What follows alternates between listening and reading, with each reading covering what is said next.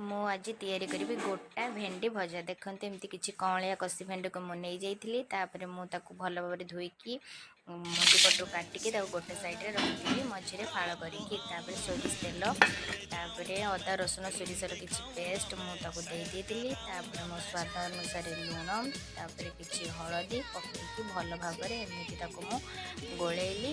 କିଛି ସମୟ ଗୋଳେଇଲା ପରେ ମସଲା ହେଇ ଆସିଲା ପରେ ମୁଁ ତାକୁ ଗୋଟେ ପ୍ଲେଟ୍କୁ ଖୋଲିଦେଲି। ଆଉ ସେ ଭେଣ୍ଡିରେ ସବୁ ଏମିତି ମସଲା ଦେଇକି ଗୋଟେ ସାଇଡ଼୍ରେ ରଖିଲି। ତାପରେ କଡ଼େଇରେ ତେଲ ପକେଇକି ଗୋଟା ଭେଣ୍ଡିକୁ କଡ଼େଇରେ ଦେଲି। ତାପରେ ଦେଖନ୍ତୁ ଏମିତି ଭେଣ୍ଡି ହେଇ ଆସିଲାଣି। ଟିକେ ସେ ଭେଣ୍ଡି ହେଇ ଆସିଲା ପରେ ତାପରେ ମୋ ପ୍ଲେଟ୍କୁ ସବୁ ଏମିତି ଗୋଟା କରି କାଢ଼ିଦେଲି। ଦେଖନ୍ତୁ କେତେ ସୁନ୍ଦର ବି ଦେଖାହେଉଛି, ଆଉ ଖାଇବା ପାଇଁ ବି ବହୁତ ଭଲ ଲାଗେ। ଆଉ ଯଦି ଭିଡ଼ିଓଟି ଭଲ ଲାଗିଥାଏ ଲାଇକ୍, ସେୟାର, କମେଣ୍ଟ, ସବସ୍କ୍ରାଇବ୍ ନିହାତି କରିବେ। ଆଉ ଆପଣଙ୍କ ଘରେ ଏମିତି ଭେଣ୍ଡି ଭଜା ହୁଏ କି ନାହିଁ କମେଣ୍ଟରେ ନିହାତି ମୋତେ